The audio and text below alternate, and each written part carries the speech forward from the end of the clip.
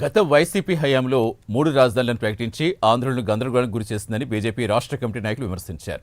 నేడు కూటమి సర్కార్ అధికారంలోకి రాగానే పార్లమెంట్లో రాజధాని బిల్లు ఆమోదింపచేసి అమరావతిని శాశ్వత రాజధానిగా చేసిందన్నారు. అయితే ఇది సహించక వైసీపీ కొత్తగా మావిగాన్ పేరుతో మరో కొత్త ప్రతిపాదన తెచ్చి రాష్ట్ర ప్రజలను గందరగోళానికి గురి చేస్తుందని ఆరోపించారు. మరింత సమాచారం మా కరెస్పాండెంట్ రవివర్మ అందిస్తారు. రాజధాని లేకున్నటువంటి రాష్ట్రంగా దేశవ్యాప్తంగా గుర్తింపు పొందిన నేపథ్యంలోనే అమరావతి రాజధానికి పార్లమెంట్ చట్టసభల్లో ఆమోదం పొందినా కూడా ప్రజలను డైవర్ట్ చేసే రాజకీయాలకు వైసీపీ పాల్పడుతోంది. నిజంగా అలాంటి తత్వం వైసీపీకి ఉందా, ఏంటి, ఎందుకు ఇలాంటి వ్యవహారానికి పాల్పడుతోందని చెప్పి బీజేపీ నాయకులు స్వయంగా మనతో ఉన్నారు. వారిని అడిగి తెలుసుకుందాం. సార్ నమస్తే. ఇవాళ వైసీపీ తీరు ఎలా చూడాలి? రాజధాని ఏర్పడి చట్టసభలో అమలు చేసినా కూడా వాళ్ళు పదే పదే నిన్న చట్టసభల నుంచి బహిష్కరించడం, అలాగే ప్రజల్ని అయోమానికి గురి చేసేలా మాట్లాడడం ఎలా చూడాలి సార్? రాయలసీమలో ఒక సామెత ఉంది, అయోమయం జగన్నాథం అంటారు. ఆ విధంగా జగన్మోహన్ రెడ్డి గారు కన్ఫ్యూజన్ స్టేటస్లో ఉండడమే కాకుండా తన పార్టీ కార్యకర్తలను కూడా బాగా గందరగోళానికి గురి చేశారు.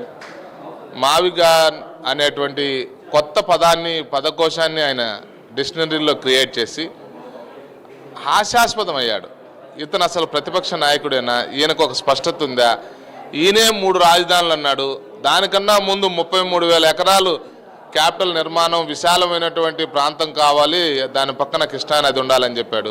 ఇప్పుడేమో మచిలీపట్నం దగ్గర పెట్టాలంటున్నారు. ఈయనకు తెలుసో తెలవదో ఒకప్పుడు మచిలీపట్నం దీవిసీమ ఉప్పుని వచ్చి మునిగిపోయింది. జగన్మోహన్ రెడ్డి గారికి స్పష్టత లేదు ఏ విషయం మీద. ఈ రాష్ట్రానికి సంబంధించి అమరావతి నడిబొడ్డున అన్ని ప్రాంతాలకి సమానమైనటువంటి దూరంలో ఉంటుందని చెప్పి ఏకపక్షంగా అసెంబ్లీలో ఒప్పుకున్నాడు. ఆయన ఒప్పుకున్నాడు, అన్ని రాజకీయ పక్షాలు ఒప్పుకున్నాయి. తర్వాత 3 ముక్కలాట ఆడాడు, ఓటమి చెందాడు, 11 సీట్లు వచ్చాయి. కానీ రాజకీయ నాయకుడికి ఒక లక్షణం ఉండాలి. రాజకీయాల్లో ద్వేషం పనికిరాదు. తప్పుల్ని సమీక్ష చేసుకోవడం కోసం అవకాశాలు వస్తూ ఉంటాయి. కానీ నిన్న ఒక గొప్ప అవకాశం వచ్చింది, కానీ దాన్ని కూడా ఆయన సద్వినియోగం చేసుకోలేక మరొకసారి అవకాశాన్ని చేజారుకున్నాడు. ద్వేషంతోనూ లేకంటే తప్పుల్ని పునఃసమీక్ష చేసుకోవడము, ఇవి నాయకుడికి సంబంధించినటువంటి ఉండకూడనటువంటి లక్షణాలు. ఆయన అన్ని లక్షణాలతోటి ఆయన ఈరోజు నవ్వులు పాలయ్యాడు. వాళ్ళ పార్టీ కార్యకర్తలను కూడా అబాష్ పాలయ్యారు, కన్ఫ్యూజన్ స్టేటస్లో ఉన్నారు. ప్రత్యామ్నాయ రాజకీయాలు, రాజకీయ వేదికల కోసం వాళ్ళ పార్టీ నాయకులు నిన్నటి నుంచి చూస్తున్నారు. కాబట్టి భారతీయ జనతా పార్టీకి సంబంధించి కూడా చాలామంది వైఎస్ఆర్సీపీ నాయకులందరూ కూడా ఇంకా మా వాడ పని అయిపోయింది, మేము మీ పార్టీలోకి వస్తామని చెప్పి చాలామంది ఫోన్లు చేస్తున్నారు. మా పార్టీ అధినాయకుడి యొక్క అనుమతి కోసం, అపాయింట్మెంట్ల కోసం కూడా ప్రయత్నం చేస్తున్నారు. ఇది చిత్తశుద్ధితో చెప్తున్నటువంటి మాట, అబద్ధాలు చెప్పాల్సినటువంటి అవసరం లేదు. మీరు చెప్పండి సార్, ఇవాళ రాష్ట్రంలో వేరే ప్రభుత్వం వచ్చినా కూడా రాజధాని మార్చే అవకాశం ఉందని చెప్పేసి జగన్మోహన్ రెడ్డి స్పష్టం చేయడం, దీన్ని ఎలా చూడాలి? వేరే ఏ ప్రభుత్వం వచ్చే అవకాశమే లేదు. ప్రజలు అందరినీ చూసి గమనించారు.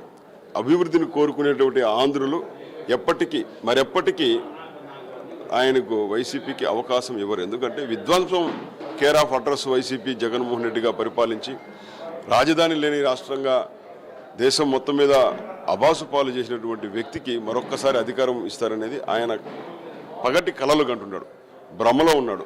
అధికారంలో ఉన్నట్టే భ్రమిస్తూ ప్రజలకు అత్యంత ఇష్టమైనటువంటి ఒక రాజధాని, శాశ్వత రాజధాని ఇచ్చినటువంటి సందర్భంగా ప్రాంతాలకు అతీతంగా ప్రతి ఒక్కరు పార్టీలకు అతీతంగా ఇవాళ అమరావతి మా సొంత రాజధాని, ప్రజా రాజధాని అని సంతోషంగా ఉన్న సమయంలో ప్రజల సంతోషాన్ని సహించని ఒక దుష్ట మనస్తత్వం కలిగినటువంటి ఈ వ్యక్తి ఇవాళ అమరావతిని లక్ష్యంగా చేసుకుని అవాకులు చవాకులు, అపరిపక్వతతో కూడుకున్నటువంటి మాటలు, కొత్తదైనటువంటి పదాలతోటి తాను కన్ఫ్యూజన్లో ఉన్నటువంటి పరిస్థితుల్లో అమరావతి మీద ఒక కన్ఫ్యూజన్ క్రియేట్ చేసేటువంటి పరిస్థితి చెప్పాడు తప్ప ఎప్పటికీ అధికారంలోకి వచ్చే అవకాశం లేదు. సార్ మీరు చెప్పండి సార్, ఇవాళ అమరావతి రాజధానిగా ప్రకటించారు, అయితే భవిష్యత్తు ఎలా ఉంటుందని ఆశిస్తున్నారు? అంటే ఇవాళ విజన్ ఉన్న నాయకుడు ముఖ్యమంత్రిగా ఉన్నారు, యువతకు ఉపాధి అవకాశాలు మెండుగా వస్తాయని చెప్పేసి ఆశాభావం వ్యక్తం చేస్తున్నారు. ఈ బీజేపీ అందుకు ఎలా ఉంటుంది, ఎలా సపోర్ట్ చేస్తుంది? భవిష్యత్తు ఏ విధంగా ఉండబోతుంది అమరావతికి? అమరావతి అని పేరు పెట్టడంలోనే ఉంది. సాక్షాత్తు అమరావతి అంటే దేవేంద్రుడి యొక్క క్యాపిటల్. ఈరోజు నరేంద్ర మోడీ గారు భారతదేశమే కాకుండా ప్రపంచ దేశాలన్నింటిలో కూడా భారతదేశం వైపు చూస్తుంది, ఆయన గౌరవిస్తుంది.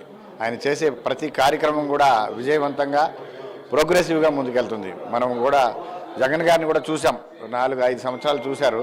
Is a destructive politician.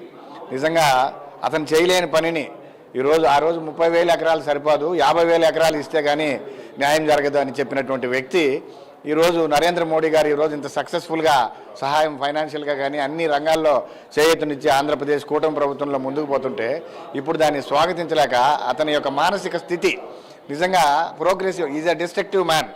నిజంగా అభివృద్ధిని కోరుకునేటువంటి నాయకుడు కాదు. ఇదంతా కూడా వైసీపీ కార్యకర్తలే కాదు, ప్రజలందరూ కూడా గుర్తిస్తున్నారు, దీనికి తగిన బుద్ధి చెప్తారు. నిజంగా ఈరోజు ఎంతోమంది 5 కోట్ల ఆంధ్రులే కాకుండా అందరూ చదువుకున్న వాళ్ళు, రైతులు, ముఖ్యంగా పేదవాళ్ళు అందరూ కూడా చాలా సగౌరవంగా మాకు కూడా క్యాపిటల్ ఈరోజు అమరావతి సాక్షాత్తు దేవేంద్రుడు రాజధాని పరిపాలన చేసినటువంటి పేరుతో ఉన్నటువంటిది భారతదేశంలో ఈరోజు మనకు ఉండడం చాలా సంతోషం. ప్రోగ్రెస్ కూడా అన్ని విధాల సక్సెస్ఫుల్గా ముందుకు పోతామనే ఆశాభావం మాకు అందరికీ ఉంది. భారతీయ జనతా పార్టీ ఈరోజు చాలా అంటే అమరావతిని ముందుకు తీసుకెళ్లేదానికి కంకణం కట్టుందని దానికి నిలువెత్తు నిదర్శనం నిన్న చేసినటువంటి చట్టం.